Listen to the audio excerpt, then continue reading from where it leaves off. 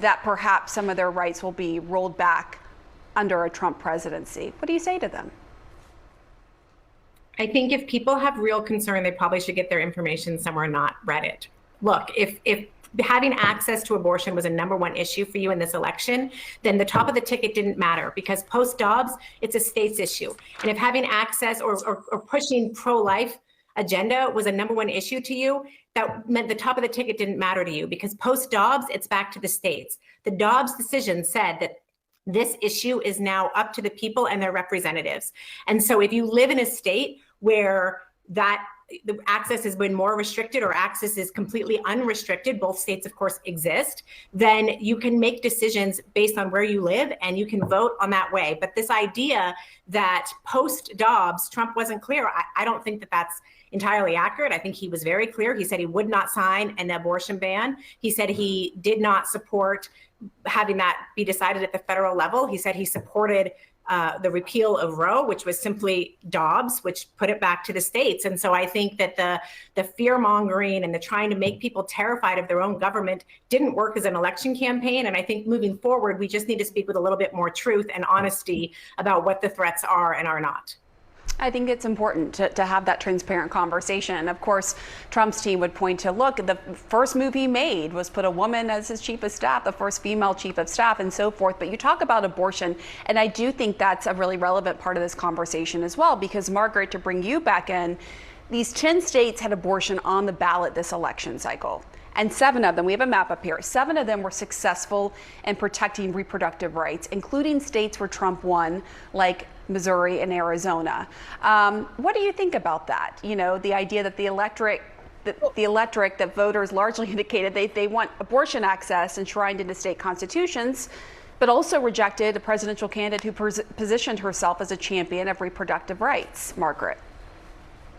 Well, I think a couple things. First of all, I would also mention Florida passed it with passed abortion rights protections, but by more than, or voted, the populace in Florida voted more than 50% in favor of it. It's just it didn't pass in Florida because there was a 60% threshold. But so the majority of people in Florida also wanted a change and an expansion and security of abortion rights and women's health care. So this is a widespread, to your point, Pam, widely held belief and widespread view amongst a majority of Americans. And it does end up being a galvanizing issue at the ballot box. However, if you look at the crosstabs in many of these states and in most across the country, even for people who said abortion rights and the right for women to make their own medical decisions was one of their top choices, it seemed as though there was always a cross section of people who voted for Donald Trump also.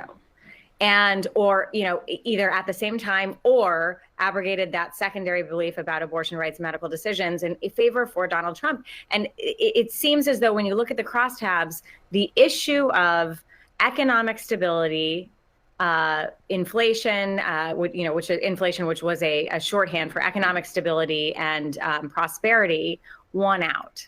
And so that's, you know, ultimately, like, voters are always making calculations in their mind about what are the issues that are most important to them and how are they going to vote on them. And in this election cycle, it seems as though the data tells us and the evidence tells us that people were voting their pocketbooks. It's that sort of very simple, very straightforward, it's the economy stupid, which doesn't mean that the other piece of this is that abortion rights have become federalized. And in many states, like New York, for example, people felt in many places in New York that they could vote for Donald Trump and they could vote for another proposition on the ballot. Proposition 1 is what we had here in New York, which also codified women, equality for women.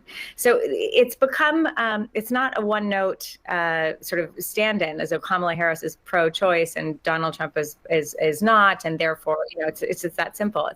These are complex issues and voters are constantly weighing all the vectors that are in front of them in terms of their own considerations.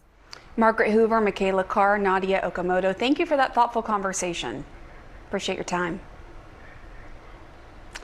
Any moment, President Biden will sit down with his Israeli counterpart at the White House as U.S. military